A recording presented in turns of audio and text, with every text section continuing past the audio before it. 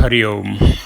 आचार्य मम्मट विरचित काव्य प्रकाश के प्रथमोल्लास में काव्य के त्रिविध भेदों में से ध्वनि काव्य या उत्तम काव्य और गुणीभूत व्यंग्य काव्य या मध्यम काव्य, इन दो भेदों का निरूपण करने के पश्चात अब काव्य के तीसरे भेद का निरूपण करने चले हैं आचार्य मम्मट। और काव्य के तीसरे प्रकार के विषय में लिखते हुए उन्होंने सूत्र दिया, शब्द चित्रम वाच्य चित्रम अव्यंग्यम त्ववरम स्मृतम। यह तीसरा भेद है अव्यंग्य काव्य या अवर काव्य। एक नाम उन्होंने इसे अव्यंग्य काव्य नाम दिया है और दूसरा नाम दिया है अवर काव्य। दो नामों का प्रयोग इन्होंने किया है, जैसे कि उत्तम काव्य के लिए भी ध्वनि काव्य और उत्तम काव्य, इन दो शब्दों का प्रयोग किया। उसी तरह से मध्यम काव्य के लिए गुणीभूत व्यंग्य काव्य या मध्यम काव्य ऐसा कहा। और तीसरे प्रकार का जो काव्य है इसे अव्यंग्य काव्य या अवर काव्य, ये दो नाम, दो संज्ञाओं का प्रयोग किया है। तो अव्यंग्यम तु अवरम स्मृतम, त्ववरम, त्ववरम का पदच्छेद करेंगे तो तु अवरम ऐसा हो गया। अव्यंग्यम तु अवरम स्मृतम। अव्यंग्यम अर्थात व्यंग्य रहित, सामान्य अर्थ यही है अव्यंग्य का। न व्यंग्यम यत्र तत् अव्यंग्यम, जिसमें कुछ व्यंग्य न हो उसे अव्यंग्य कहते हैं। हालांकि यहाँ अव्यंग्य का तात्पर्य कुछ और है, उस पर चर्चा भी करेंगे, लेकिन अव्यंग्य का एक सामान्य अर्थ हो गया व्यंग्य रहित। अवरम स्मृतम यानी अवर कहा गया है। जो अव्यंग्य काव्य होता है, जिस काव्य में व्यंग्यार्थ न के बराबर हो, उस काव्य को अवरम स्मृतम, अवर काव्य कहते हैं। अव्यंग्य काव्य को ही अवर काव्य भी कहते हैं। और यह अव्यंग्य काव्य या अवर काव्य कौन सा होता है, तो उसके लिए कहा शब्द चित्रम वाच्य चित्रम। यह दो प्रकार का होता है। अव्यंग्य काव्य या अवर काव्य दो तरह का होता है, एक शब्द चित्र काव्य और एक वाच्य चित्र काव्य। वाच्य चित्र माने अर्थ चित्र। तो शब्द चित्र और अर्थ चित्र नाम का दो प्रकार का काव्य ऐसा है जो अव्यंग्य काव्य है और यह अवर काव्य कहलाता है। या इसको ऐसे कहें कि अव्यंग्य काव्य को ही अवर या अधम काव्य कहा जाता है। और यह दो प्रकार का हो सकता है, शब्द चित्रात्मक और वाच्य चित्रात्मक। तो शब्द चित्रम वाच्य चित्रम अव्यंग्यम त्ववरम स्मृतम, इस सूत्र की वृत्ति में नीचे मम्मट लिखते हैं चित्रमिति गुणालंकार युक्तम।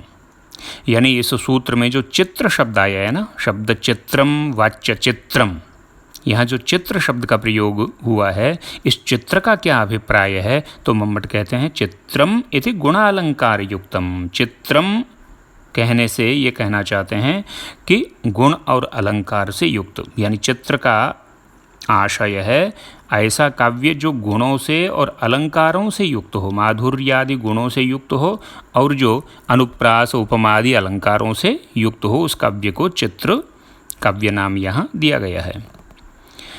और अव्यंग्यम सूत्र में जो ऊपर अव्यंग्यम शब्द आया है उसका क्या आशय है, शब्द चित्रम वाच्य चित्रम अव्यंग्यम, यह जो आया ना, अव्यंग्य काव्य को अवर काव्य कहा जाता है। तो अव्यंग्य का तात्पर्य क्या है, इस विषय में मम्मट स्पष्टीकरण देते हुए कहते हैं कि यहाँ अव्यंग्य का अर्थ यह नहीं है कि जिस काव्य में व्यंग्यार्थ हो ही नहीं, जिस काव्य में व्यंग्य बिल्कुल न हो उस काव्य को अव्यंग्य काव्य कहा जाता है, ऐसा नहीं है। अव्यंग्य में नय समास है, न व्यंग्यम अव्यंग्यम, यानी जिसमें व्यंग्य न हो।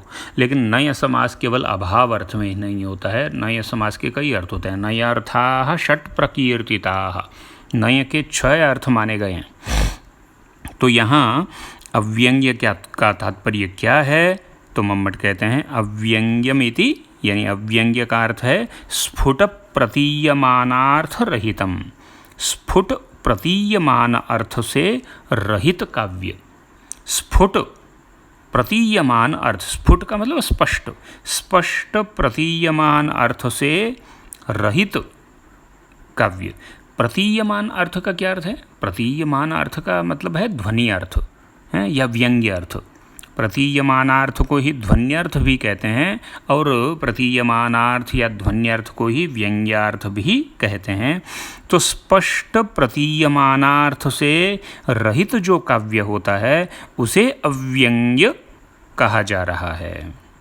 और अधमम, ये अवरम जो सूत्र में शब्द आया अवरम स्मृतम, इस अवरम का क्या आशय है, अवरम का तात्पर्य क्या है, तो मम्मट लिखते हैं अवरम अधमम। अवर का अर्थ है अधम, अवर का अर्थ है बिल्कुल निम्न कोटि का, निम्न श्रेणी का काव्य। तो इस तरह से अव्यंग्य काव्य को मम्मट अवर या अधम काव्य बता रहे हैं। और अवर या अधम काव्य या अव्यंग्य काव्य क्या होता है, तो कहा यह दो तरह का हो सकता है, एक शब्द चित्रात्मक और दूसरा वाच्य चित्रात्मक। शब्द चित्रात्मक काव्य माना ऐसा काव्य जिसमें कुछ व्यंग्यार्थ स्पष्ट न हो, केवल शब्दों का वैचित्र्य हो, शब्दों का चमत्कार हो, जहाँ केवल शाब्दिक क्रीड़ा हो, जहाँ केवल। और वाच्य चित्र का अर्थ है ऐसा काव्य जिसमें कोई स्पष्ट व्यंग्यार्थ की प्रतीति नहीं हो, बल्कि केवल वाच्य का चमत्कार हो, वाच्य का वैचित्र्य जहाँ होता है, वाच्य माने वाच्यार्थ, जहाँ केवल अर्थ का वैचित्र्य होता है, वाच्यार्थ का चमत्कार होता है, या जहाँ केवल शब्द का चमत्कार होता है, वह अव्यंग्य काव्य है। जहाँ केवल शब्द का चमत्कार होता है उसको शब्द चित्र कहेंगे, और जहाँ केवल अर्थ का चमत्कार रहता है उसे अर्थचित्र कहेंगे। यहाँ यह बात आप लोग समझ लें कि आचार्य मम्मट ने काव्य के ये जो तीन भेद किए हैं, उत्तम काव्य, मध्यम काव्य और अधम काव्य, यह तीनों भेद आचार्य मम्मट ने किसके आधार पर किए हैं? व्यंग्यार्थ के तारतम्य के आधार पर। यानी व्यंग्य अर्थ कितना है, व्यंग्य अर्थ कितना कम है या कितना अधिक है, व्यंग्यार्थ की न्यूनाधिकता के आधार पर, व्यंग्यार्थ के तारतम्य के आधार पर ही आचार्य मम्मट ने काव्य के त्रिविध भेदों यानी उत्तम, मध्यम और अवर, इन भेदों का निर्धारण किया है। जिस काव्य में व्यंग्यार्थ की प्रधानता होती है और वह व्यंग्यार्थ वाच्यार्थ से अतिशायी होता है, उस काव्य को उत्तम काव्य मम्मट ने कहा। और जिस काव्य में व्यंग्यार्थ गौण होता है और वाच्यार्थ अधिक चमत्कारी होता है व्यंग्यार्थ की अपेक्षा, उस काव्य को मम्मट ने मध्यम काव्य कहा। और जिस काव्य में व्यंग्यार्थ की स्पष्टतया प्रतीति नहीं होती, वह अवर काव्य कहलाता है। कारिका के अव्यंग्य शब्द का अर्थ, जैसा कि मैंने ऊपर बताया, यह नहीं है कि अवर काव्य में व्यंग्यार्थ होता ही नहीं है। अवर काव्य में व्यंग्यार्थ हो सकता है, किंतु वह स्पष्टतया प्रतीत नहीं होता है, उसकी स्फुट प्रतीति नहीं होती है व्यंग्यार्थ की या प्रतीयमानार्थ की। वस्तुतः चित्रकाव्य में व्यंग्य की अस्फुटतर प्रतीति होती है। व्यंग्य की अस्फुट प्रतीति ही नहीं बल्कि अस्फुटतर प्रतीति हुआ करती। अस्फुट प्रतीति और अस्फुटतर प्रतीति में क्या अंतर हुआ? अस्फुट प्रतीति का अर्थ आप जानते हैं, अस्पष्ट प्रतीति, जहाँ स्पष्ट प्रतीति नहीं हो व्यंग्यार्थ की, तो ऐसी प्रतीति को कहेंगे अस्फुट प्रतीति। अस्फुटतर, इसमें तर प्रत्यय लग गया तो अस्फुटतर प्रतीति का अर्थ हो गया ऐसी प्रतीति जो अस्फुट यानी अस्पष्ट प्रतीति से भी कम अस्पष्ट हो, अत्यंत अस्पष्ट प्रतीति हो मतलब। क्योंकि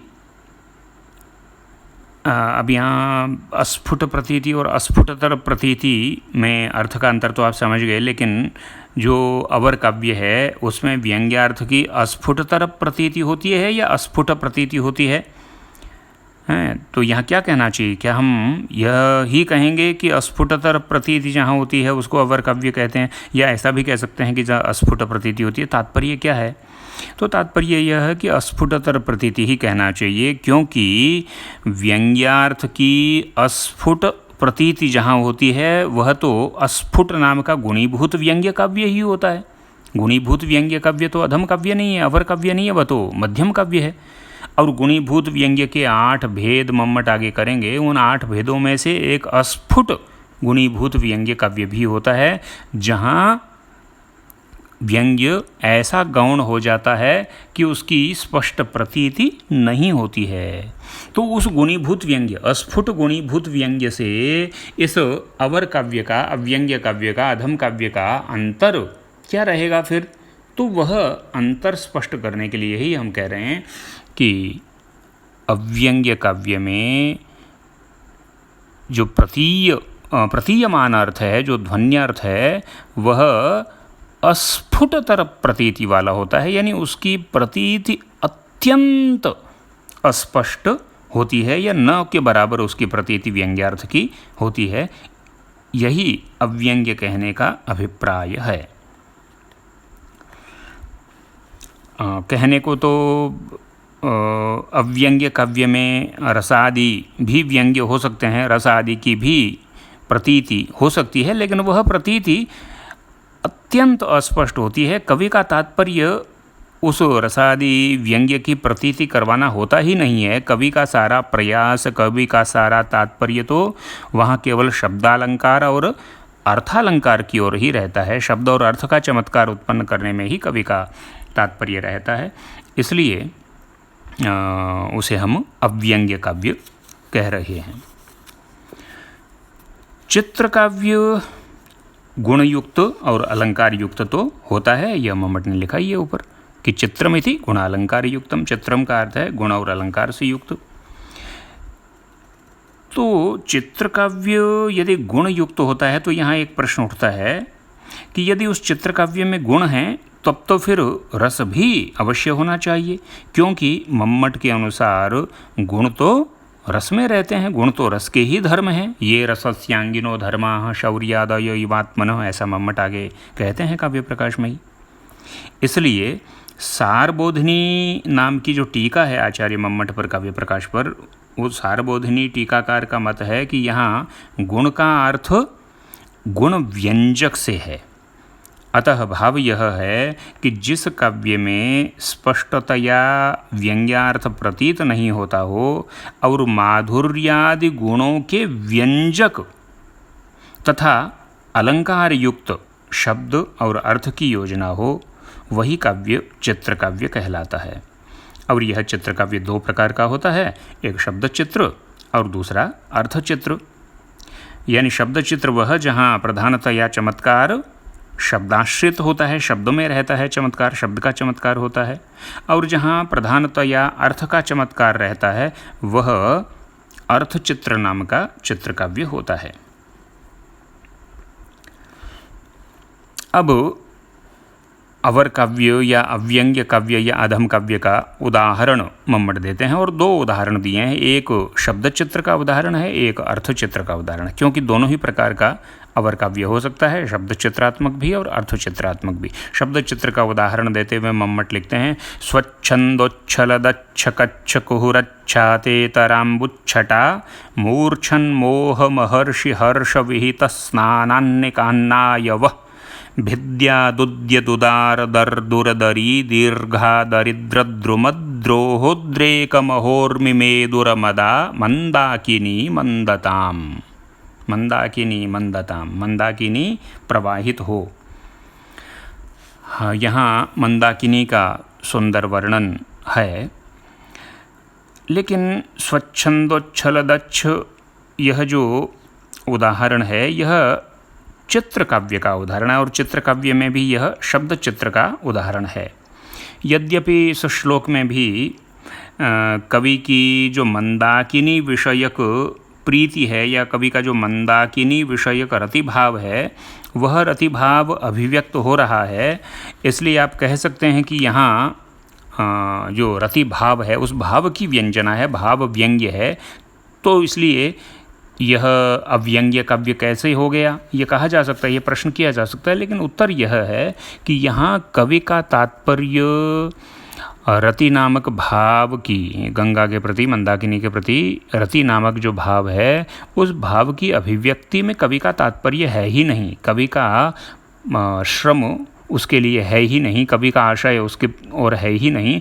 कवि का आशय या कवि का तात्पर्य सारा यहाँ केवल शब्द का चमत्कार दिखाने में है। और यहाँ यह अनुप्रास की जो छटा है, यह अनुप्रास की छटा ही कवि का अभिप्रेत है, कवि को इष्ट है। इससे अधिक किसी व्यंग्यार्थ की प्रतीति कवि नहीं करवाना चाहता है। इसलिए यहाँ अगर कोई भाव आदि की व्यंजना है भी, कोई भाव अगर व्यंग्य है भी, तो वह अस्फुटतर प्रतीति वाला है। इसलिए इसे चित्रकाव्य की कोटि में ही समीक्षकों ने रखा है। इसी प्रकार आचार्य मम्मट ने चित्रकाव्य का दूसरा उदाहरण देते हुए अर्थचित्र का एक श्लोक लिखा है, वाच्य चित्र का एक श्लोक लिखा है, और वह श्लोक है विनिर्गतम मानदमात्ममंदिराद भवत्युपश्रुत्य यदृच्छयापि यम ससंभ्रमेन्द्र द्रुतपातितार्गला निमीलिताक्षीव भियामरावती। यहाँ पर हयग्रीववध नामक एक नाटक से यह श्लोक उद्धृत हुआ है। कश्मीर के कवि हुए हैं, कवि भर्तृमेंठ का काव्य है हयग्रीववध। हयग्रीव एक राक्षस था। हयग्रीव उसका नाम इसलिए है क्योंकि हय यानी अश्व और ग्रीव यानी गर्दन, जिसकी गर्दन घोड़े के जैसी हो। हयग्रीव नामक उस राक्षस का वध इसमें किया गया है, इसलिए हयग्रीववध यह नाटक का नाम है।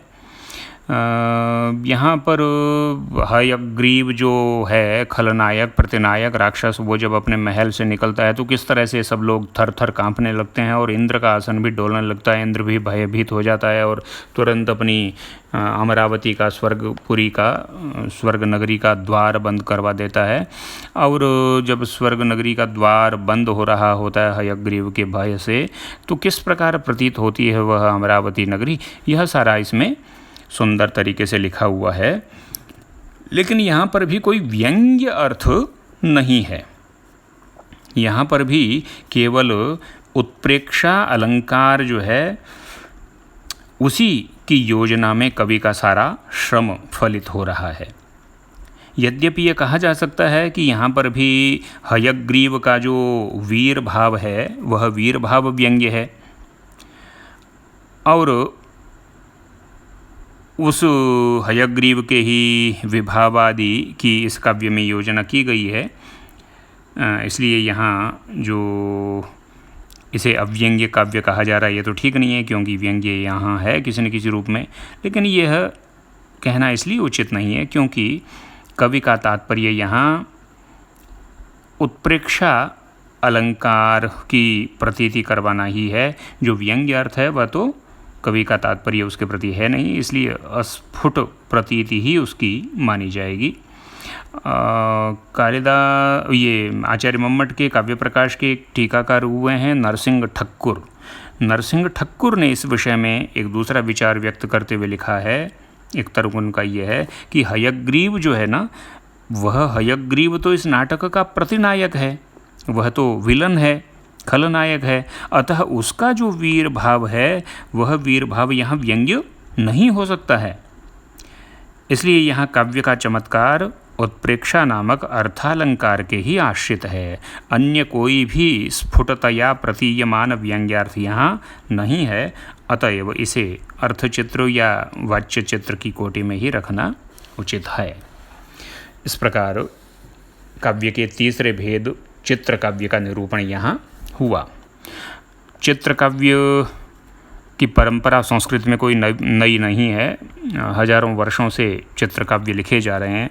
हालांकि ध्वनिवादियों के प्रभाव में चित्रकाव्य को अवर काव्य या अधम काव्य की कोटि में रखा गया है, लेकिन फिर भी चित्रकाव्य का जो लेखन है वह एक चमत्कार तो उत्पन्न करता ही है, आश्चर्यचकित कर देता है। और कैसे कैसे चित्रकाव्य संस्कृत में लिखे गए हैं, आप लोग अगर पढ़ेंगे तो दांतों तले अंगुली आप दबाएंगे।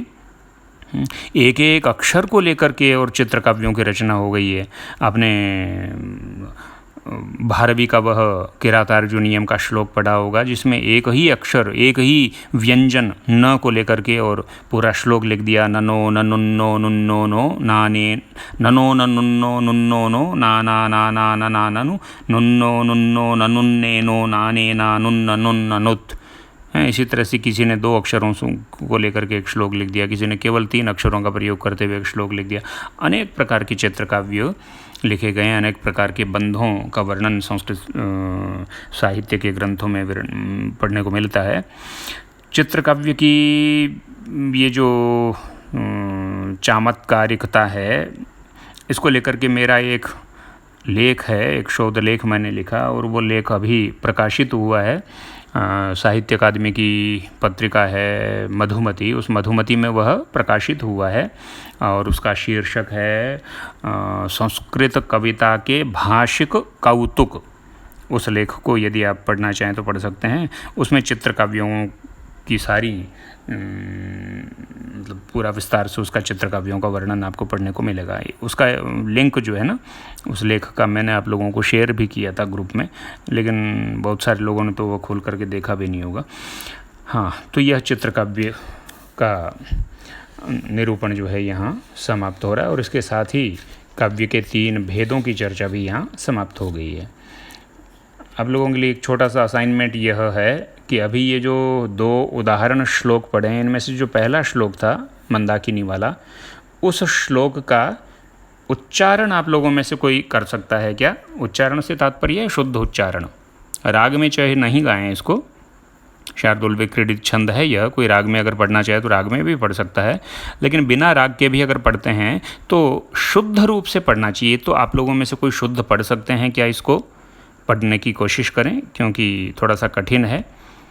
स्वच्छन्दोच्छलदच्छकच्छकुहुरच्छातेतराम्बुच्छटा मूर्छन्मोहमहर्षि हर्षविहितस्नानान्निकान्नायवः भिद्यादुद्यदुदारदर्दुरदरी दीर्घादरिद्रद्रुमद्रोहोद्रेकमहोर्मिमेदुरमदा मंदाकिनी मंदताम। यह जैसे मैंने पढ़ा है उसी तरह से आप भी प्रयास करें। आप चाहें तो कम गति के साथ पढ़ सकते हैं, द्रुत गति से भी इसको पढ़ सकते हैं, लेकिन शुद्ध रूप से पढ़ने की कोशिश करें। आज इतना ही। और हाँ, इसे पढ़ने के पश्चात इसका उच्चारण मतलब करने के पश्चात हो सके तो इसका एक संक्षिप्त ऑडियो क्लिप आप मुझे सेंड कर सकते हैं।